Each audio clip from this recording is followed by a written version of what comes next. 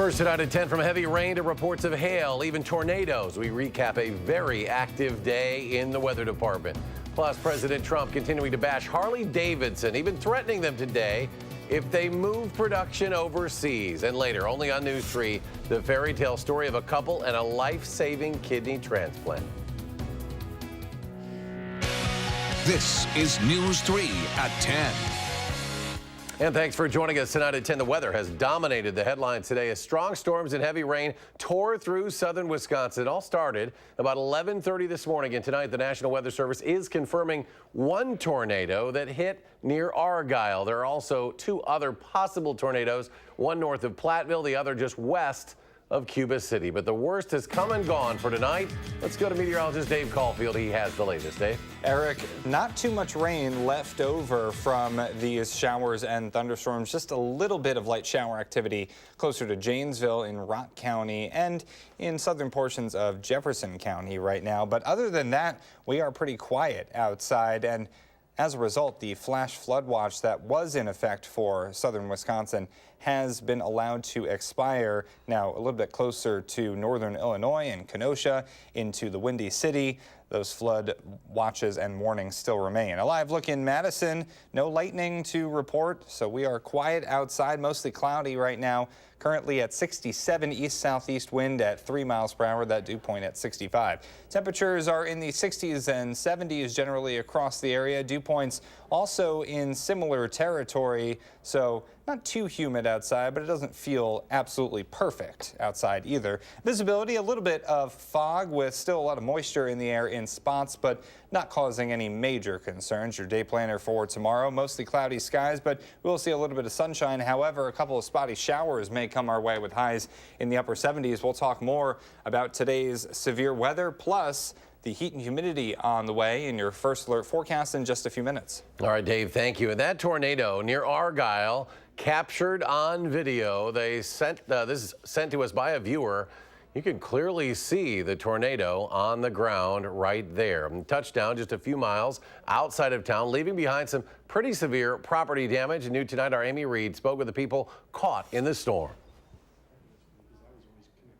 You can see the path of the possible tornado through this field, but down the road at the Nelsons, the wind leveled more than just corn. When the storm hit, only Thomas was home. I heard the wind blowing really hard, and then I kind of looked outside my window and I saw the tree was really blowing a lot, and then I heard a loud crash almost. A crash. Now branches block the porch, limbs ripped from a decades-old trunk, and Dad on the way. Then I drive by home. It's like, oh, maybe I better stop him. The tree's down, the shed's down. He noticed the stuff, the branches Thomas heard, a shed's splintered beams, downed siding, and exposed screws. But like any father, he looked for his son, who was fine, inside a house that was fine. So now he looks for memories. Of course, relieved, but I was like, did you even see it? Well, then you turn into, well, you missed that one shot of your life to actually see a tornado, and you didn't get pictures. And I'm kind of disappointed I didn't get pictures because I was waiting to go around one more corner to get a little better shot, and then it turned into a little rope and dissipated really quick. You could say the Nelsons have it right. Stuff is just stuff, maybe valuables, but they have family and the family values. I guess we've always had kind of a laid-back attitude on most things. Right, Thomas? Yeah. In Argyle, Amy Reed, WISC News 3. And insurance agents will be by the Nelsons in the coming days to assess that damage. And before the tornado there in Argyle, there were multiple sightings of a funnel reported in Platteville. Fire department confirming it touched down around 11:20 a.m. The Weather Service now investigating, as is the standard practice, to verify. The site was captured by many, in fact, in Platteville. John Scanlon was doing some maintenance on a roof when he spotted it. Yeah, it's always cool to see a storm that can create such havoc that close. So it's definitely a neat experience. Well, thankfully, no injuries or damage there. Platteville officials say the sirens didn't go off because that funnel was spotted well beyond the city limits. City of Madison and Dane County officials continue to monitor lake levels here in town as we continue to add rain to an already waterlogged area. Lake levels for Monona and Mendota have stabilized over the last few days, but remain high, with Lake Monona is less than 6 inches below the 100-year flood elevation. Lake Mendota less than 2 feet under that 100-year mark. Free sand and bags are being provided by the city in multiple locations. A Middleton apartment complex was struck by lightning during this morning's storms. Firefighters called about 7 a.m. to the Meadow Ridge Apartments. This is on Lisa Lane in Middleton. Officials said the lightning strike caused a small amount of damage to the roof, but no one was injured. Today's severe weather taking place on Wisconsin's Lightning Safety Awareness Day. State leaders, part of Ready Wisconsin, are taking the day to remind people to get inside during such storms. Pay attention to those forecasts if you're planning to be outside. 7 Wisconsinites have been killed by a lightning strike in just the past decade. Across the country, lightning injures hundreds of people each and every year. If your plans depend on the weather, you need to get our accurate 12-hour and 10-day forecast on the go. Simply download our Channel 3000 First Alert weather app and be the first to know. Speaking of the lake, city officials are also monitoring the high blue-green algae levels at 2 Madison beaches. Olin and Schluter beaches, both on Monona, are closed right now. The beaches will reopen when their blue-green algae levels drop down. A 22-year-old man now in custody for a fiery, deadly crash that happened early Saturday morning. He will face homicide charges for driving while intoxicated and reckless driving for killing a 45-year-old Madison man. Deanna McCullough's family says he was the father of just one young boy, but that he acted like a father to many, including some of the passengers that he drove each day on a Madison Metro transit bus where he worked for 10 years. His nephew in Green Bay says Deanna was his hero, and it is a gut-wrenching loss for the family. I never had my father in my life. My mom, she never had her father. His sisters, most of them never had their fathers, and it's such a tragedy because Deanna was everyone's father figure. Like he was what you wanted to be. As for the suspect, 22-year-old Gavin Viam is now in jail after being released from the hospital. Police are still waiting on toxicology results to show if he was drinking or on drugs when that crash happened. Sun Prairie police are searching for a man tonight they say robbed a bank this afternoon. About 2:10 this happened. It was at the Bank of Sun Prairie on Broadway. They're calling it a very active investigation. Employees say a masked man came into the bank, handed over a note demanding money. They say a weapon was not displayed. The masked man then left on foot with an undisclosed amount of cash. President Trump celebrating victory after the Supreme Court's landmark decision to uphold the third version of his travel ban. The state of Hawaii, which led the challenge, had argued the ban was biased against Muslims. Protesters from coast to coast rallied on the streets today following the Supreme Court's decision. The latest version of the policy, which took effect in December, applies to 5 mostly Muslim nations.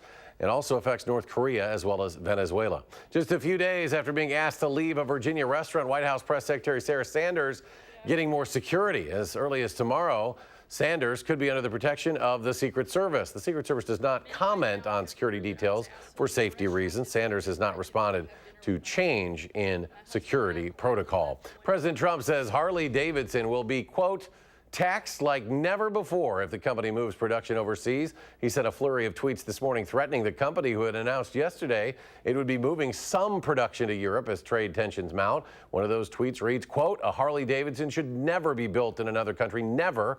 If they move, watch, it will be the beginning of the end. They surrendered, they quit. A man who battled health issues for decades will finally receive some relief next week. He needs a kidney transplant, and after an unexpected search, he found his match. But that didn't come without some complications. Our Jamie Perez joins us live with the story tonight. Jamie? Eric, the man that I spoke with is so kind-hearted and his story so heartwarming. Like you said, this did not come without complications. Now, he first went to the UW hospital to get this procedure done, but because of his body mass index, they said that they could not perform this surgery. He's now going to Chicago next week, where they're going to perform it robotically. But take a look at how we even got to this point. What you're about to witness is a love story, a Prince Charming and princess written up so romantically, even Walt Disney couldn't create it.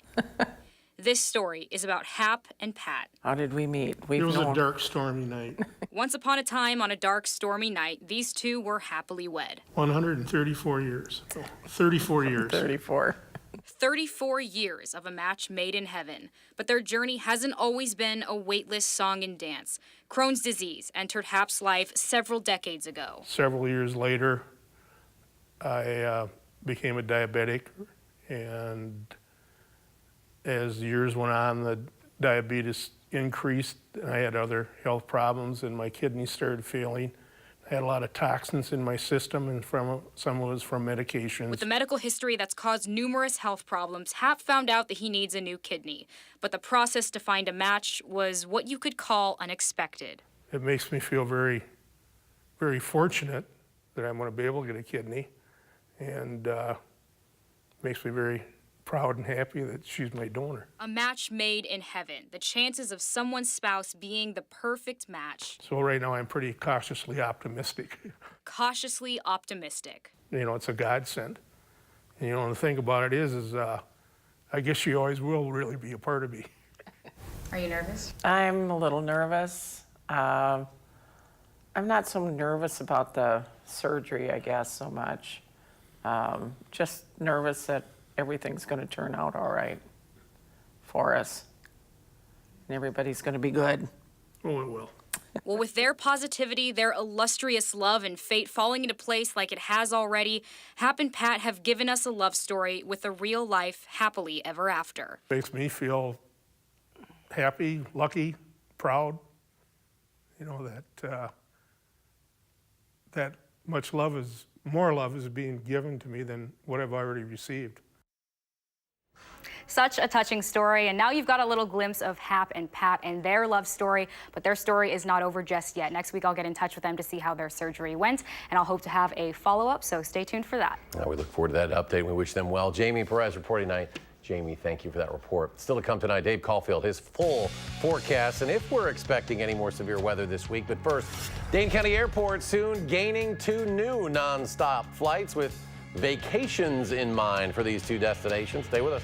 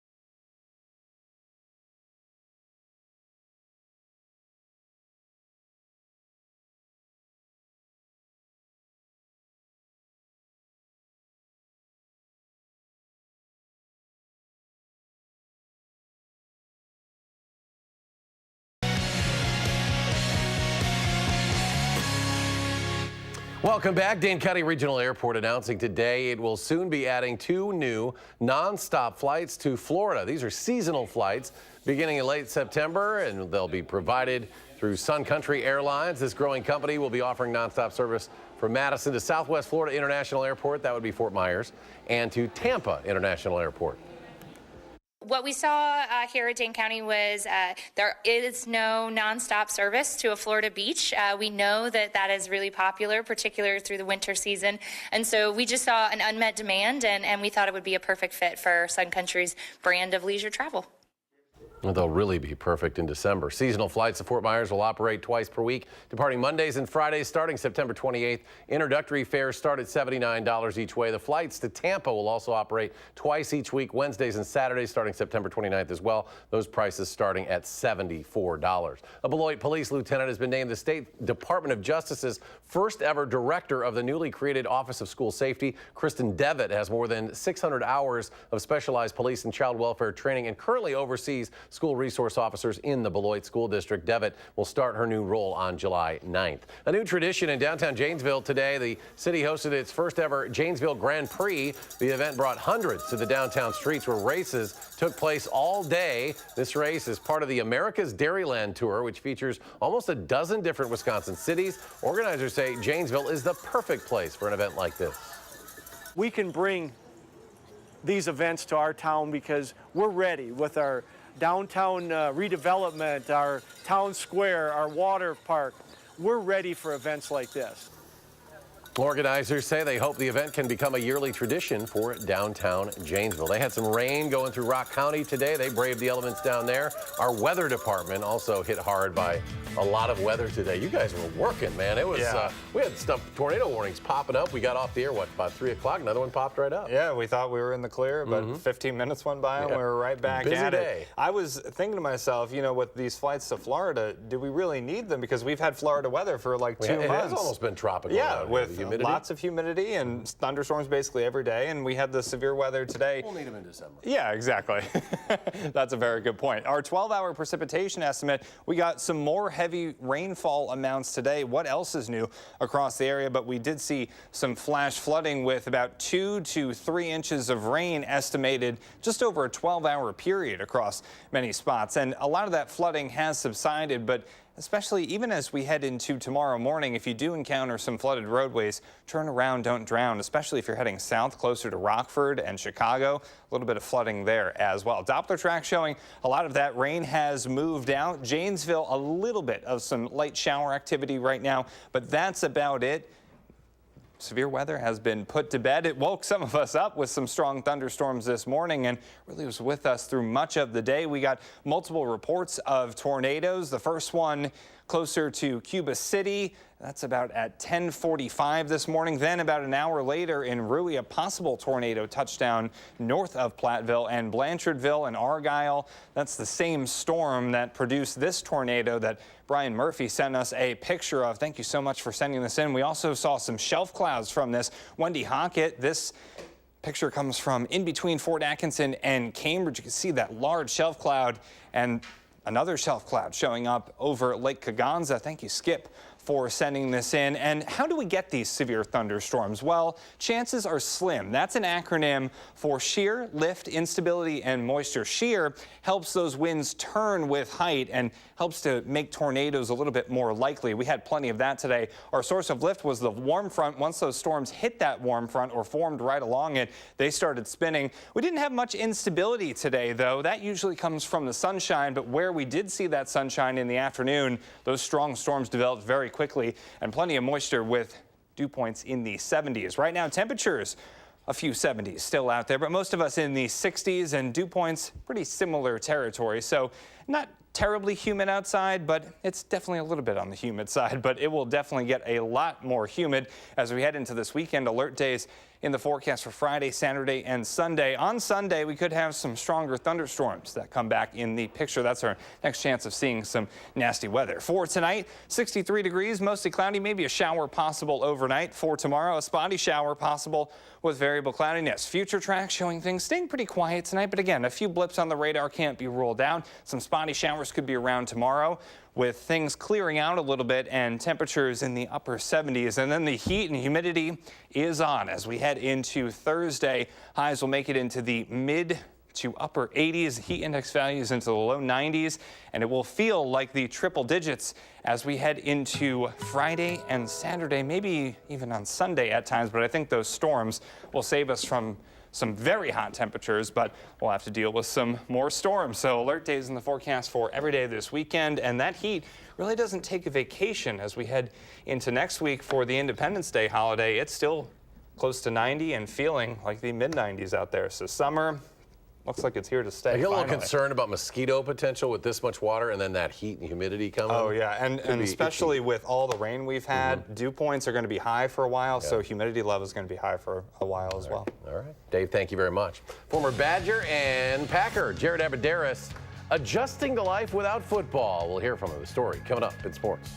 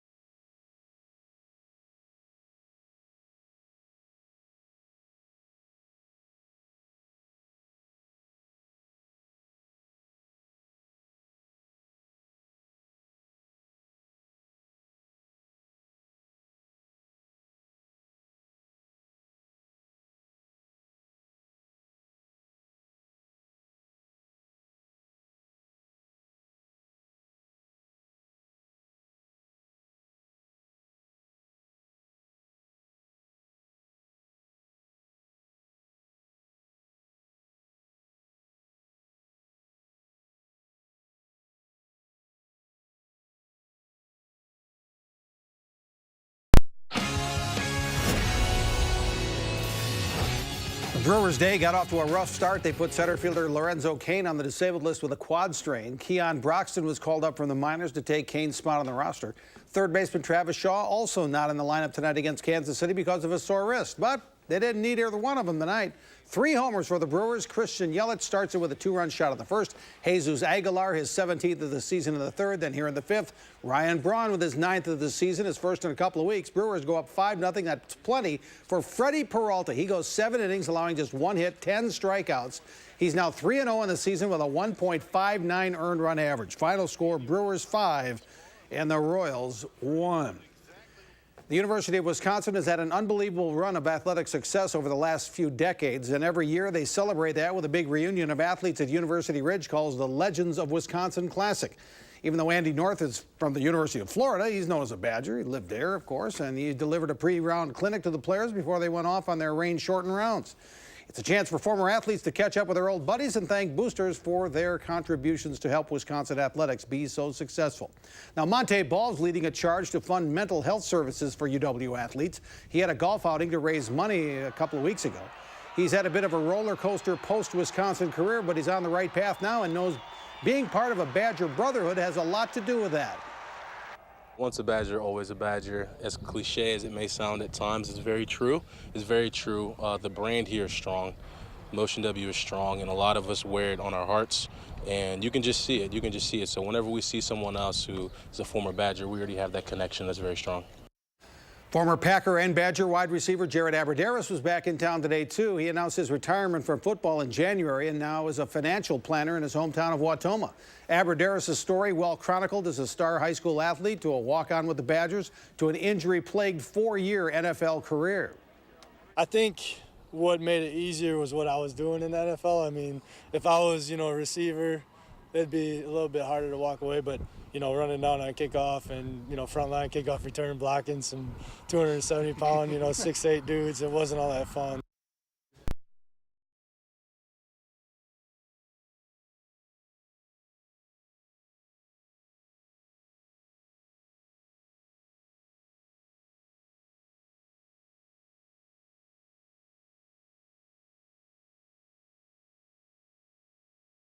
Will play France in the round of 16 Saturday morning. France and Denmark had already qualified. Peru beats Australia, but neither one of them advances out of their group. And Croatia beats Iceland, so the Croats will play Denmark Sunday. And football and basketball referee Gene Steratore won't be a referee this season. Steratore resigned as an NFL ref and as a Big Ten basketball official because he's going to be the rules analyst for CBS for the NFL and college basketball. Steratore was a Big Ten ref for the last 20 years, but he's going to be a TV guy on CBS, and we'll be right back.